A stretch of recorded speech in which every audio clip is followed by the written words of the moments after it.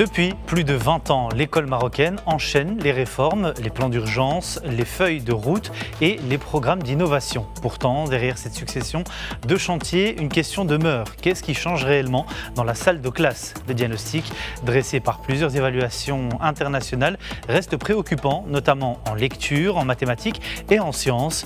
Dans le même temps, le curriculum national n'a pas fait l'objet d'une refonte intégrale depuis 2002, alors que les besoins des élèves et les exigences du XXIe siècle ont profondément évolué. Alors le problème de l'école marocaine est-il celui des enseignants, des méthodes, du curriculum ou plus profondément de la gouvernance du système? Les écoles pionnières peuvent-elles changer la donne ou faut-il désormais s'attaquer au cœur du modèle éducatif? Eh bien, pour en parler, nous recevons Abdnasser Naji, expert en éducation et président de l'Association marocaine pour l'amélioration de la qualité de l'enseignement. Abdnasser Naji, bonsoir et merci d'être avec nous. Bonsoir et merci pour l'invitation. Soyez le bienvenu. Alors pour commencer, si vous deviez identifier aujourd'hui le principal problème de l'école marocaine, où se situe-t-il? Est-ce que c'est dans les programmes, les méthodes pédagogiques, la gouvernance ou encore les conditions d'apprentissage? D'abord, il faut contextualiser parce que le Maroc est entré d'une phase de réforme depuis plusieurs années. Et si on prend seulement la dernière décennie, le système éducatif a connu une transformation cognitive et stratégique cruciale. L'adoption d'abord de la vision stratégique 2015-2030 et de la loi cadre 51-17 qui est la traduction légale de cette vision stratégique, en plus de multiples chantiers sectoriels touchant aussi bien le principe du statut des enseignants, ce qui atteste d'une volonté politique constante. C'est au cœur du projet de développement national. Cette ambition s'est traduite également par un engagement financier conséquent, puisque les dépenses éducatives représentent aujourd'hui près de 6% du produit intérieur brut, près de 25% du budget général de l'État, ce qui place le Maroc dans le top 10 mondial dans ce registre. Donc, 10 ans après le lancement de cette dynamique, il faut passer à l'évaluation. Alors, Qu'est-ce qui fait et qu'est-ce qui reste à améliorer pour pouvoir aller de l'avant dans la réforme éducative?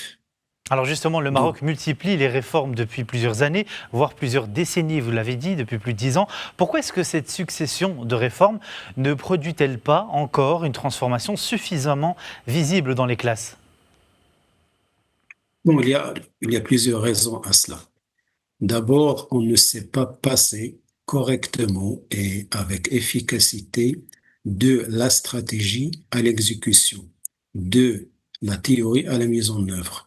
Le Maroc s'est doté au cours de cette décennie d'un cadre stratégique cohérent, d'outils de pilotage sophistiqués, la loi cadre, qui a conféré à la vision stratégique une valeur juridique contraignante.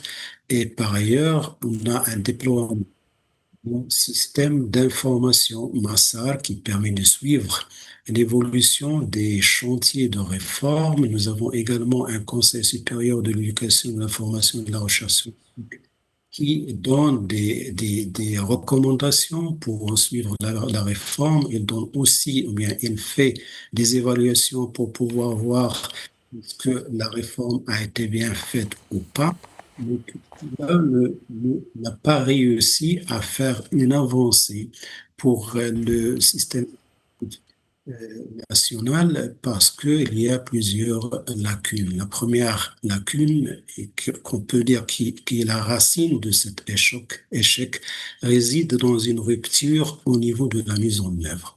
Les réformes butent sur une incapacité systémique à faire évoluer les pratiques pédagogiques, elle-même alimentée par un déficit chronique de confiance, d'accompagnement et d'autonomie au niveau local. Des performances en matière d'apprentissage qui sont préoccupantes. Nous avons des indicateurs de performance qui sont dans leur grande majorité très en deçà des objectifs affichés. Si on prend la littératie, par exemple, nous avons des élèves qui ne savent pas écrire, qui ne savent pas lire, et qu'il y a un pourcentage très important de ces élèves qui ont un seuil minimum de compétences qu'ils n'arrivent pas à dépasser. Nous avons au niveau des mathématiques des problèmes également. Le score du Maroc a enregistré une chute historique de 67 points entre Teams 2019 et Teams 2023, et seuls 18% des collégiens ont atteint le seuil minimal de compétences.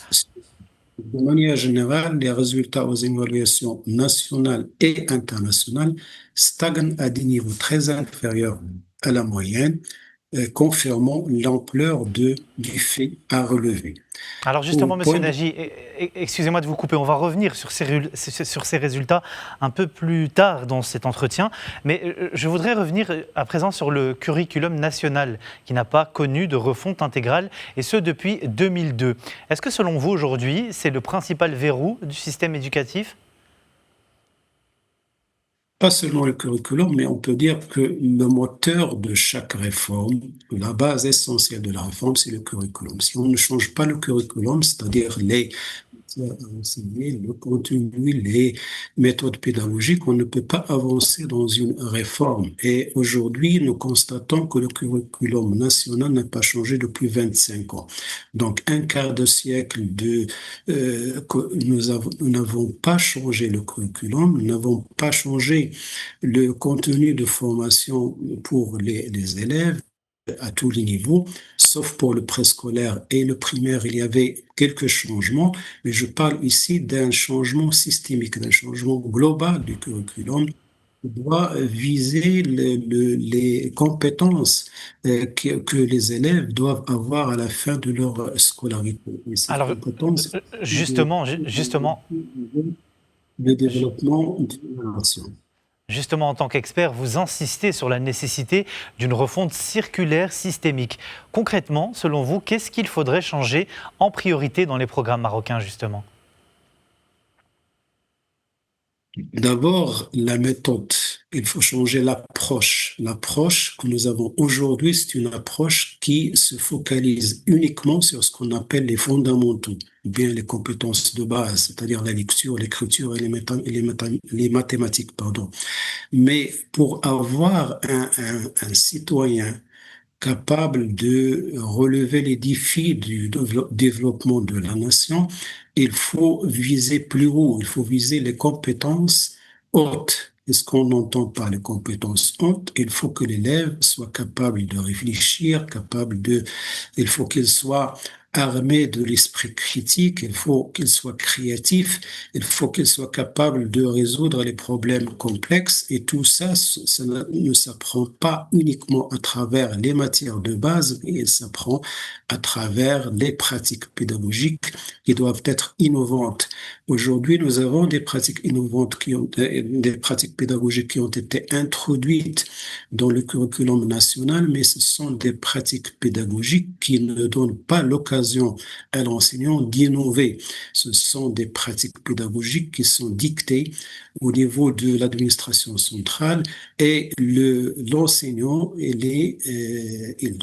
on lui impose ces pratiques pédagogiques à travers des scripts pédagogiques qui doivent être exécutés par l'enseignant. Alors, pour que l'enseignant soit capable d'inculquer à l'élève, à l'apprenant, l'esprit critique, il faut qu'il soit lui-même armé d'esprit critique. Il faut qu'il soit créatif. Et pour qu'il soit créatif, il faut au niveau de la formation initiale et aussi au niveau de la formation continue, il faut qu'on lui donne les outils nécessaires pour qu'il soit capable d'innover et différencier ces pratiques pédagogiques, parce qu'on sait qu'au niveau de la classe n'est pas homogène. Il y a des élèves qui arrivent partout, qui ont des compétences variables, qui ont des aptitudes variables, et il faut que l'enseignant soit capable d'adapter ces enseignements, ces pratiques pédagogiques à chaque élève,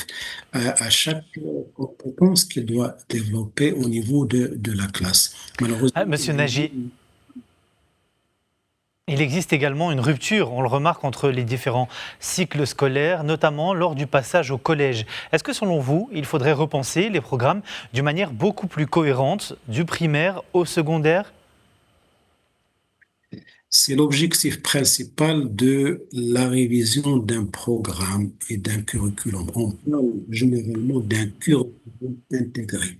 Qu'est-ce qu'on entend par un curriculum intégré? C'est un curriculum qui part d'abord des outcomes, c'est-à-dire quels sont les résultats d'apprentissage qu'on veut avoir à la fin d'un cycle d'enseignement. Et à partir de là, il faut voir quelles sont les compétences que vont avoir l'élève et l'apprenant pour qu'il vive et qu'il ait ce résultat d'apprentissage à la fin d'un cycle d'enseignement. Après, il faut définir le contenu qu'il faut enseigner à l'élève pour qu'il maîtrise ses compétences. Aujourd'hui, nous avons des programmes scolaires au niveau de chaque cycle d'enseignement. Malheureusement, en l'absence de cette approche intégrale et cette approche systémique, chaque cycle d'enseignement conçoit ses propres programmes d'enseignement. Et lorsqu'on arrive à la transition d'un cycle et on passe le cycle suivant, nous constatons que le programme du cycle suivant n'est pas dans un continuum du curriculum ou bien d'une approche curriculaire continue.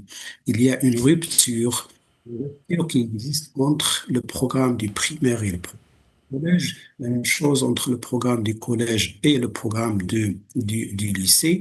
Donc, il n'y a pas de cohérence verticale. En plus de ça, on n'a même pas de cohérence horizontale au sein de même cycle d'enseignement. Si on prend par exemple le collège, on peut trouver des contradictions entre le programme des sciences et le programme, par exemple, des mathématiques ou bien de physique, parce que l'approche n'est pas intégrée et chaque spécialiste de programme se focalise sur sa matière d'enseignement. Il n'y a pas de courant qui passe entre les différentes matières d'enseignement. Lorsqu'on a conçu le programme actuel en 2002 à travers ce qu'on appelle le livre blanc, il y avait cette démarche et cette architecture globale et cette architecture systémique.